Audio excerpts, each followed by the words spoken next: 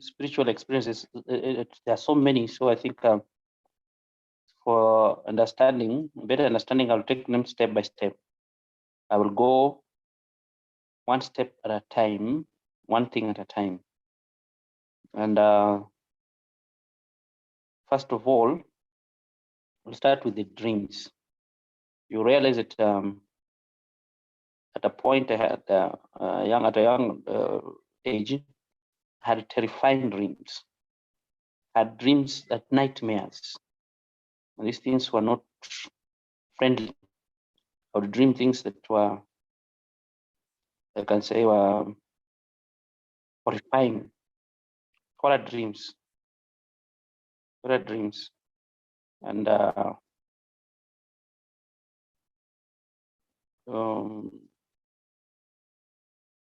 this made my young age to become a big problem. I had a very big issue at my young age. And I was growing.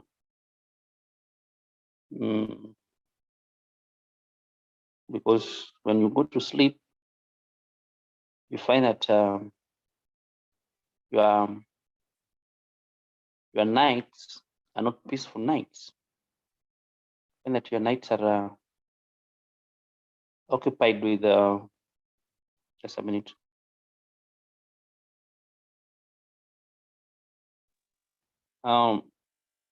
You find yourself in places in the dream. You find yourself in places that are very terrifying. We call them horrific dreams or nightmares. You could find yourself going to a deep tunnel. Sometimes you find some animals that you can't see them in real life. Very huge, with very big toes. They're trampling on you, or things like that. So these were torturing dreams, torturing nightmares consistently every night. But one particular night, I had a dream that I want to get into heaven because I felt I was too tortured. So I'm like, I've given up now. I want to go back. I'm coming back to God. In this particular dream, I was in a field, and the field was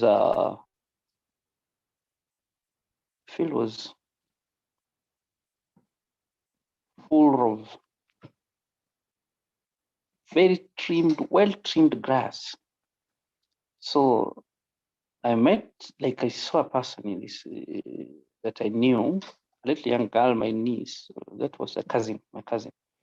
I asked her about their stay in this kind of place. I was like, is it, what's going on here? Is it a nice place?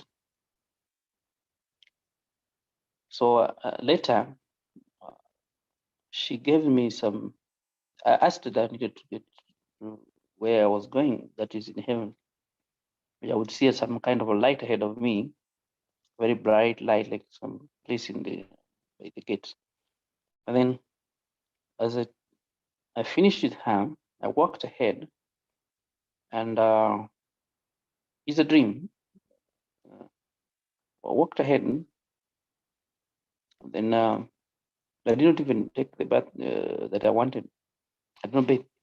But then as I walked ahead, leaving her in this vast field that has no end, with very well trimmed grass that are down, and very nice looking places with little paths like that, I heard his voice call me by name. And when I was called by name, it was 3 times. The first time I didn't respond, second time, and then the third I responded. This voice was shaking the whole place. This place that has no end was being shaken. It was like, and then when I responded, here I am, it told me, where do you want to go? And I said, I'm coming into heaven because I'm tired of my life. I'm really feeling burdened. I'm feeling that I'm done with this life. And he shouted loud and said, and told me to go to a particular church. He named the name of the church. There's a place I'd never been to, or some place close to a home, not close to home as such, but at a distance that I had to use some means of travel to get to that place. And he told me, from there, you'll be told what to do. And I woke up from his dream because it was so clear. I told my family members, so my brothers, my mom, and still in a family setting, or still a teenage, that this is what I saw. So there are two people who left, my brothers left to go and check on this church. Something that family, no member was there, nobody had their own, totally no contact with us at that place. If it was not from the dream, we would not know. So this was the first encounter. When we went to this place, when we went to this church, and the pastor in that church told us that this kind of dream is not usual. So he told me to write a letter to a person who was not right there, another pastor altogether that he trusted. This pastor was in the US, we are far away in this other side of Africa, East Africa. I went to write a letter to this guy, explaining what I had seen in that dream without leaving any details. So I wrote a letter. And then this guy replied, the guy from the US replied, the pastor from the US replied. And he sent me something called a blessed clothing that enclosed it in that letter. He had prayed over it using the book of Acts 19:11 about Paul. People took a front from him and handkerchiefs and took to the people who were sick and they got well.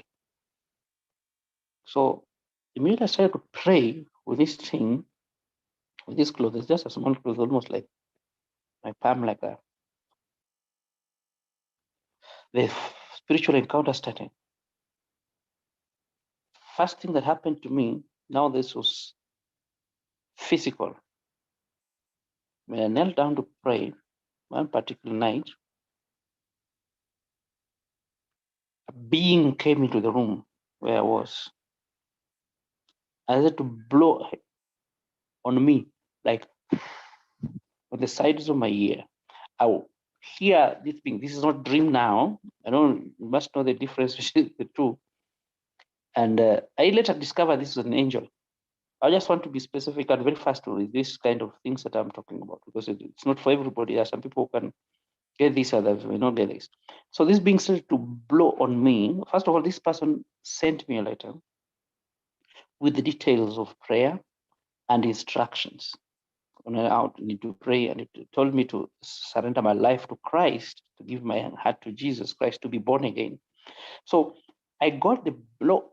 This is the first time. Let me now be detailed here. The first time I started to do fasting. There's a time that I would stay without eating during my schooling, but I would. I was not doing it for any reason, for any spiritual reason. I was not just eating. So that I will take the whole day. I'll just take one meal a day. But that was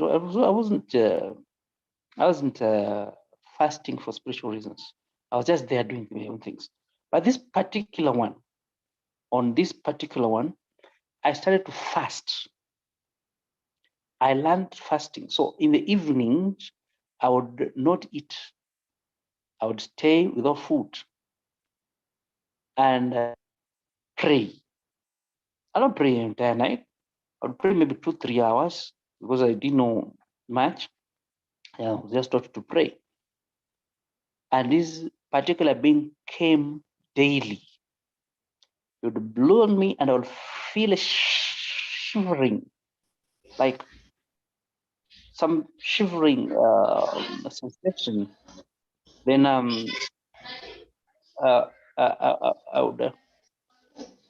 would stay there for some time. That's not need to mute yourself. Okay. I would stay there for some time, praying for maybe 2, 3, 4 hours. Then later, that's when I realized that all those evil spirits that were manifesting in my dreams, like those animals, as I was telling you, I was finding myself in tunnels, I was having torturous nights. those nightmares left. So for the first time, I will not have nightmares. For the first time, I would sleep without fear. Every evening when I saw the sunset, I had no joy. I had fear of the night because of the things that would happen to me during the sleeping time. Sometimes I would sleep facing this side, north. I find my head facing south. And I wake up in the morning. I would wake up in the midst of the night with some screaming.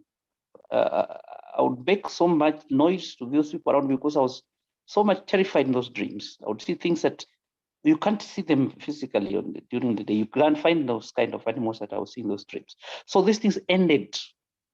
By the time I'm starting this fasting under this cloth that this guy sent me and the instruction that he sent me, these things left me. Instead, I got filled with the Holy Spirit. To the surprise of the people around me, those who knew me very well, they thought maybe now what I'm saying is the Holy Spirit is not. They're thinking, okay, those demons that I've been giving you torturous nights are the ones speaking in you. That's what they thought they were. I was passing through. That's what they thought they were. So I later learned. That's why I really respect fasting. I mean fasting because of this good reason. This guy who sent me this cloth that we're calling blessed cloth, this guy is a guy who's been fasting, living his life, fasted life. He used to do water fastings 40 days. Actually said, because I would later meet him sometime later in life, that he would do 40 days. He did them several times that he lost the count of how many 40 water days fast he did the entire time. Every now and then he lived on a fasted life, fasting, fasting. So I would have not been here if it was not somebody else somewhere living a fasted life to allow those gifts of Holy Spirit to flow through his life. And at this time, as I'm talking, he's no longer here. He died at the age of 99. He died at 99. That's a very long time. He lived his life to the fullest. I think 2 years ago. He died 2001 year ago, right? Yeah, 1 year ago. He died last year, 2001. So that is actually the beginning of my spiritual experiences. But all of these things are based on fasting. I got to a deliverance because somebody else was fasting, who had done so many fastings, 21 and 40 days, until he said he lost the count. He could not tell how many 40 days he fasted his entire life. And this is what pulled the power of God down. This is what most of Christians and let me just say the way it is. Most of the faith that we are based on, especially if you are Christian, you know it's fasting. Jesus fasted 40 days, but many people are just doing what we call talking without practice. A Christian life without practice. Let me not go there. Let me come back to these spiritual experiences. So this being would have blown me physically. Let's not talk about dreams now. Physically for, I think, 3 weeks. By that time, I didn't know it's going to be important that I should have recorded, because he would come, blow this side, as I'm praying.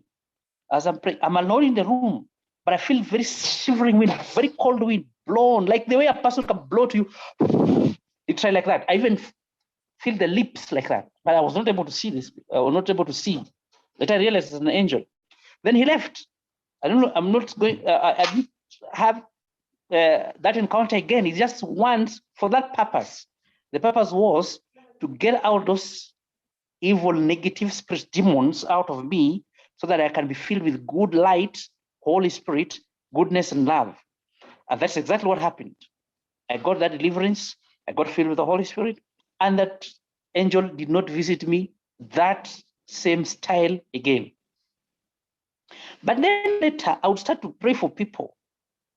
I would start to pray for people, or start to organize small praying groups. And that's why we were going to the mountains. This is what would happen again.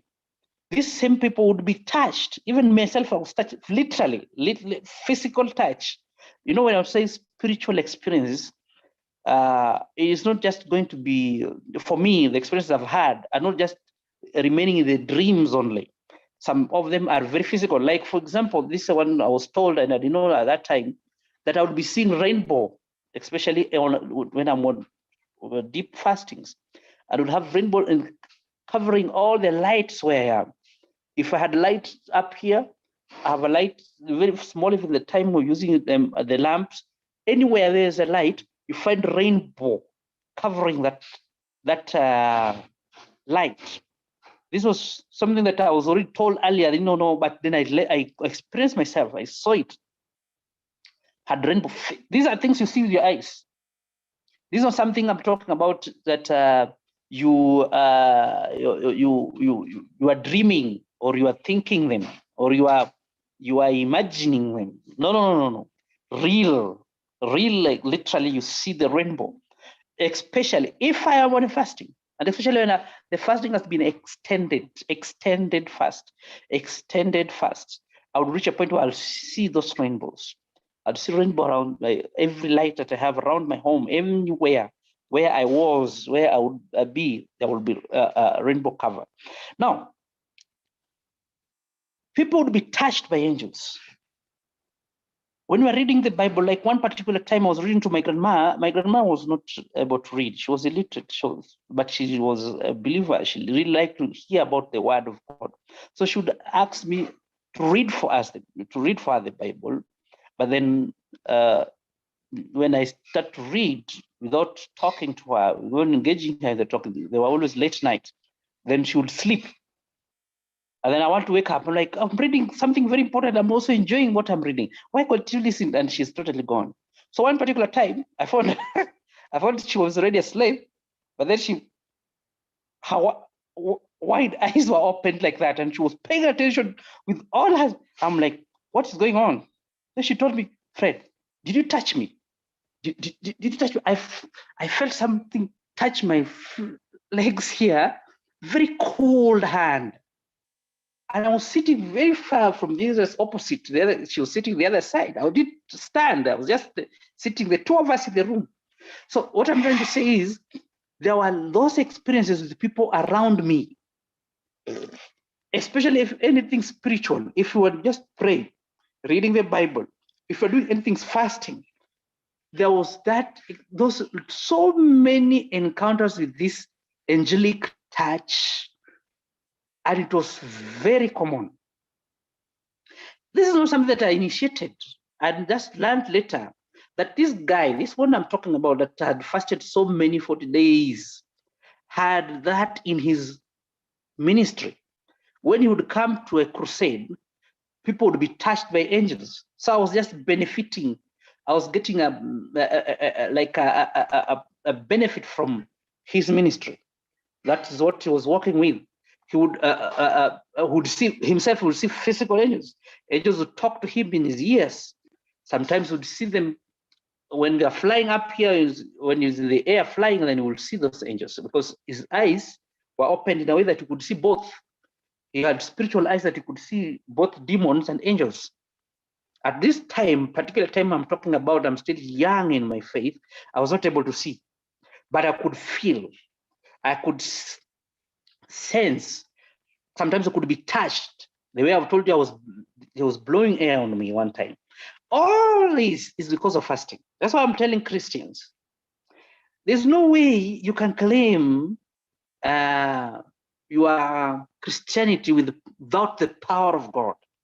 There must be evidence of power in your Christianity. Actually, the Bible talks about, I think it's 1 Corinthians 4:20, that the kingdom of God is not only in word, but in power. There must be power involved. To get out a person like me who was very much bound, I would only realize that when I'm sleeping, that I'm tortured, During the day, I could not know. Nobody could know when I'm talking, just walking with you, or just a normal person. But now when I get into sleep, then these things now take, the spiritual operations. When you are asleep, when the body is at rest, then now your spirit becomes, if it's in the light, it gets into the light. If it is in darkness, it gets into those tortures. Now, Christians need to understand this. Believers need to understand this. Spiritual world is real. And the best and the most effective way to penetrate the spiritual world is through fasting, biblical fast. Okay, let me give you the other one that happened. Those are the beginnings. Those ones I'm talking about. These are the times that I just got into these faith matters. I was a teenager this time. I learned fasting from this guy. Then I started fasting, water fast. I just did a lot of water fast, until most recently, this is in the year 2000, until most recently, this is 2014, when I was still in this same water fast that I've been fasting on. And then the Holy Spirit held my hand. This is another experience, a spiritual experience, shaking like this. I went to a shop to buy water. So when I went to buy water, because I'm in a water fast, and he shook my hand till the shopkeeper was like, what is going on? Before I could give him the money, and he said to me, could hear him very well, can I teach you a better way? That's when he taught me dry fast, and he called it Hebrew fast. That's how he said it, Hebrew fast. And the Holy Spirit does not explain so many things. It's upon you now to find out. So it was upon me to go and dig deep. What is this? A better way, Hebrew fast. Finding out Hebrew fast, total dry fast. No touching water, immediately I started dry fast. The spiritual experiences became bigger, larger, more real than the way I was in water fast. The first thing that happened that made me now know that things had totally changed, because I started for dry fast immediately, and I started with 2 days, 3 days, maximum there was going 5. 2014, a light came on my chest, physical. I've been telling you, I would see a physical rainbow with water fast. But this one is physical light. Came like on my chest and rested there. I would walk with it, go to the washroom, come with it. But when I lay on the bed, then it will rest up on the bed top, around that bed there, around the top of the bed there. So at this time, as I'm talking to you, I feel like I wish I knew. I would have done recordings, but that time I was too poor. I didn't even have a phone that had how do you call it? That had cameras to record. Though I wish I had some, because this at that time I didn't know it was something that would live. I thought it would be with me for good. So I saw a physical light, not one day. This physical light must have stayed 3, 4, 5 days. And I had already married, so I was already married out. I asked my wife, wait, did you see this light? You see, in the evening, at the time now the sun sets, then the light would be very clear. I would see it very clearly on my chest like this. Look, I later learned, I need to explain to you all these things. I had this light when I just started the fast. I started the fast, I think, on August. So I fasted during the month of August, the dry fast. That is 2014 through to December, with breaks. Without the breaks would be 2 days maximum, 2 days maximum, sometimes 1. Fasting like that, just fasting like that. So by the time I reached December, my body had taken it so much that I could not continue. I was like, heaven had opened. That's why this light came. So I felt like I don't want to fast again, not because me, but my body was telling me no. I felt like I've trained all the things that I could, that was in my body. But I was fasting without any target of the number of days. I was only targeting the gift I wanted. I wanted a gift that would be like when you come before people, you know what they want before they tell you, because you want lies. And I didn't want to be misled by anyone again. I didn't want things like that. So this light was a symbol of the knowledge I was getting, what was called the word of knowledge that I was getting. That's why it was not just a light for nothing. This is a light that was like, knowledge is light. So now I would be able to read and tell before a person even tells me anything. I would know what they want. And it is exactly what happened. I would tell, before a friend comes, I will tell my wife, today you'll see this guy coming to my home. Meaning it's going to cross that spiritual circumference. So I will know before even he comes. I will tell, and his intention is the reason for coming. Before a person will come, there's another particular one who I met. I was praying, where I was praying, because I would hide myself. So I knew a person will come and give me money that day. So I saw a person come, he went and lay down. And he kept praying. But then, just sitting where I was, I felt like, no, I don't want somebody to hear what I'm praying. So, whereas this is like 100, half of 100, 50 meters, something like that. So he walked from where he was and came and talked to me and said, God is talking to me to bless you, to give you something. In Kenya, we say bless you. When we want to give you something, to bless you. So I had known somebody will come and give me, but I did not know the nature of the person or all the other details. But I just knew that somebody was going to bless me with some money that day. And that's exactly what he did. He came, asked me so many questions about myself. Who are you? Why are you praying? Or things like that. But then at the end of it all, he gave me the money. I'd known before he came that he will come and he'll give me the money and even the amount.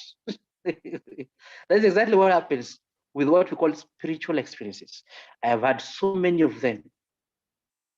And I don't know how to classify them because there are some that are dreams and some are reality. I started with the dream, the first dream. I don't know, I don't want to go to the dreams. I want to go to the things that I've touched, literally, the ones that are physical. One particular one, let me just talk about this one. One particular one, this was a dream. In this particular time, this after this long fast of August up to December, now January, I needed a job now. All this time I was fasting, I didn't have a job. I was just fasting and fasting, depending on my wife. So when January came, I wanted the job. And I wanted, before the day of the interview, the night, I knew the amount that these people are going to tell me that they're going to offer for me. Exact amount. I had to write it down. And I told a friend, you know what? These people that you have, is the friend that connected me with them. These people that you connected me with are going to give me this amount. Though you are saying this is the amount that they may offer, but I'm telling you the truth. This is what they're going to give me. When I went for the interview itself, and I asked for the exact amount, for amount that they were going to offer me, they told me exactly what I had seen in the dream, contrary to what the friend was suggesting. 14,000, the friend was talking about 21,000. And that's exactly what they told me. So they told me, okay, if you want that 21,000, maybe you'll add this other extra work like this to get what you want. But they quoted exactly what I'd seen. And I'd even told that friend before I went for the interview. So I came to the point where lying to me would become very difficult. But now the problem is I did not maintain the fasting, the level I did when I just discovered it. When I discovered dry fast, I did too many fasts. But then later, I started to live now a normal life again. Now I started to live like you have already now, you have gotten the gold, and now you hide it in your bed, under the bed, and you don't want to do anything else. Until I get into trouble, that's when I realized, oh, I need to do the fast. Like now, this other one, this other experience where I lost things. I'm a person who lives in about 3 homes. I have my up-country home, where I was born, where I work, and where now my family work in the city. So I left this place where I work, which is somehow in the remote, to a place in the city, and locked everything. But security there wasn't good. Somebody came, broke in, took all my electronics and other things that were valuables. I disappeared with them. So when I came back from visiting my family in the city, I got a shock. I had shells left. I had only things that were furniture and those other things. I took time, reported to the police, yes. Took time, it tortured me for some time. But then I remembered, oh, just when I remember, oh, I have a tool. Oh, no, I need not worry. Fasting, dry fast. And I started. So I did this one particular rule was specifically for my things to come back.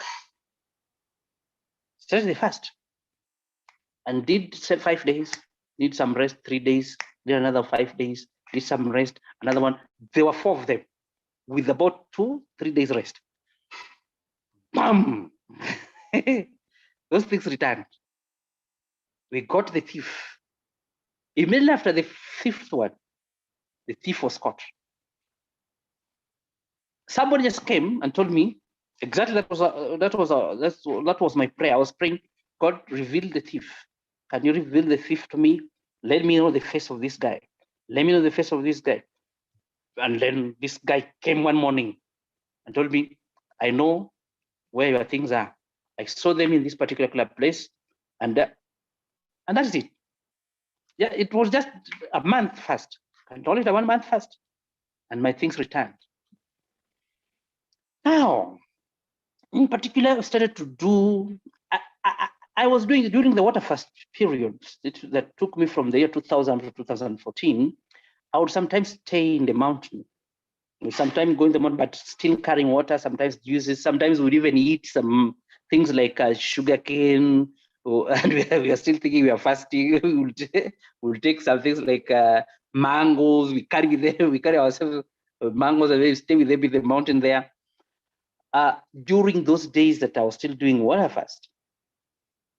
But then when I changed and learned dry fast, I decided to go into particular cave. Things totally changed. Like this particular time, we went 3 people, the first time with dry fast now. We went 3 people into the cave. These are the people I just introduced them to the fasting. One had done 1 5 days fast and his life totally changed. He got a new job, changed location, got a wife, did things just like he had stagnated for so long. So he went to a fast in a cave somewhere, far away in another cities, down into the coast, the other side in Kenya, and the coast of Kenya. And his life totally changed like that. Just doing 1 5 days full fast. And his life totally changed. So I invited him when I told him, we have to go to a cave, another one. Now this one, my side, now because he had changed his location from east to western part of the country. So he came to a place where we could meet easily with him. And he's one of the people who I was fasting with in the water fasting during those fasting days. So I had known him he had known me for some time. And this other guy who had never done this kind of a thing. So we went into the mountain.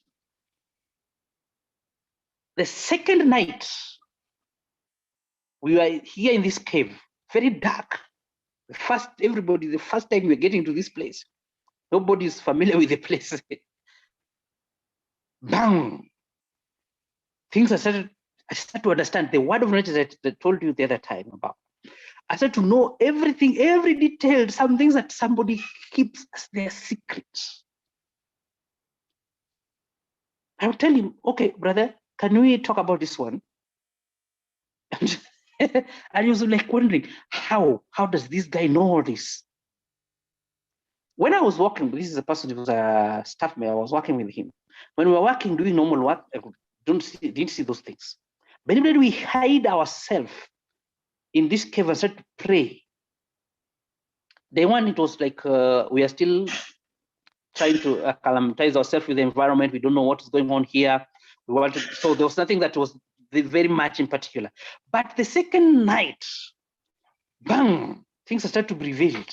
And things coming, and they are flowing like non-stop. They're just coming like that. Some I have to write down. So that when I get down from the mountain, I go and tell people, oh, do you know what about your case? I see this thing coming about you. I see this thing coming about you. Do you want to say something? I don't know. Okay. So I want really to conclude. I really want to conclude because I can't finish everything today on all the things I want to talk about today. I wanted to talk about, but what I want to say is that Dry Fast has not introduced the giftings of the Holy Spirit to me, but has made those gifts to flow easily, with ease. And again, you get answers. The spiritual experiences become very, can I say, dramatic or what? It is something that is like now achievable, very easy to reach. Very different from the toils that we had during the water fast. But it's not that water fast is bad. You can do water fast as long as you want, as many days as you want. The only difference is that the results of water fast and the dry fast, dry fast brings instant results, very fast results. That's the difference I've seen because of both of these things. I've experienced both of these things. So I don't know if there's something else I need to add, but I wanted to put it like. If I may just interject a bit. Yes, just to highlight some of the things that I've heard you say that actually came to pass. I remember before the US elections, you told us that you don't see that in your spirit, you don't see President Trump coming back to office. And for some of us, we were like, we don't see how Trump can lose the elections. But just according to what you said, that's exactly what happened.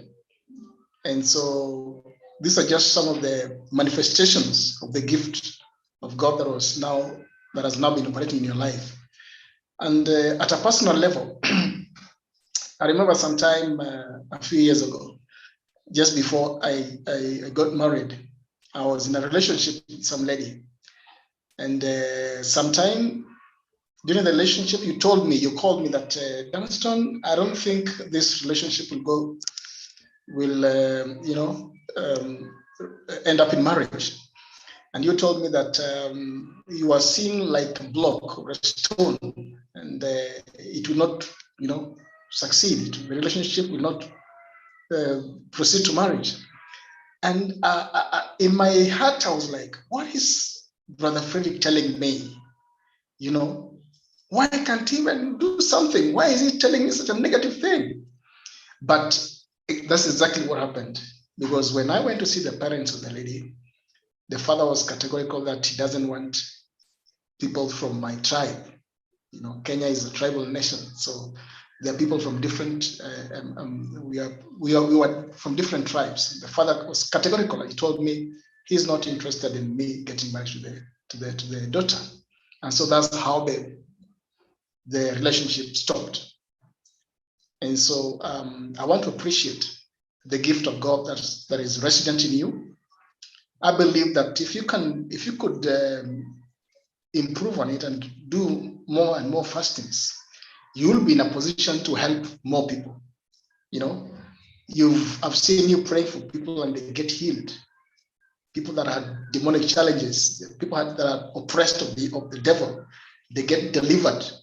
And so if you could just do this more and more and help us, even those of us that have not reached to that level, train us in the same way and teach us on the nitty-gritties of this thing, so that people around us can get help, can get delivered, can get healed. And so that is it. I just want to say thank you so much for your efforts. Thank you so much for taking time even to go into the mountains to pray, to seek the face of God. Thank you. Thank you. You're most welcome. But I think we may not discuss the whole thing now because they are actually like three in parts. Like the ones that happens in dream, the ones that happen when you have one contact with people, And then the practicality. You know, I really dwelt so much on the practicality where the angels can touch you, angels blow on me, where we have the rainbow, you see the rainbow, where the light came and settled on me. But then there are those other many other, these are like personal experiences. But then there are also other things like the one you're talking about, where my own life has touched other people's life.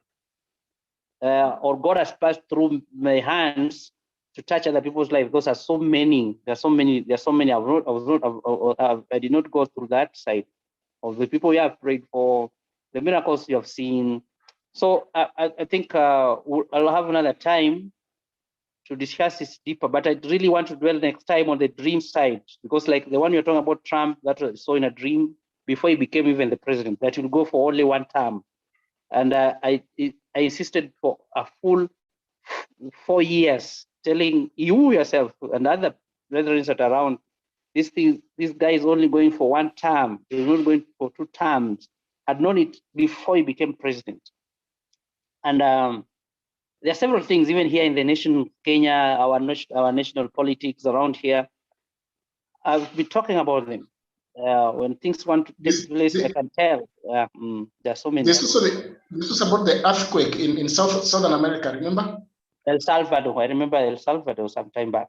But those were not so many. They are not very common for me. I don't see them most of the time. That if something wants to happen the other side, I see it. So it was only that particular one of El Salvador. Okay. Otherwise, thank you so much for honoring your coming. I will see if people want to hear more about them. I will open up and discuss and talk to. You know, sometimes we don't discuss these things because of some people don't totally believe in this. Some people they just believe in the what we call the physical part of aspect of fasting. That is just the medical part of it. But reality is fasting is a spiritual tool.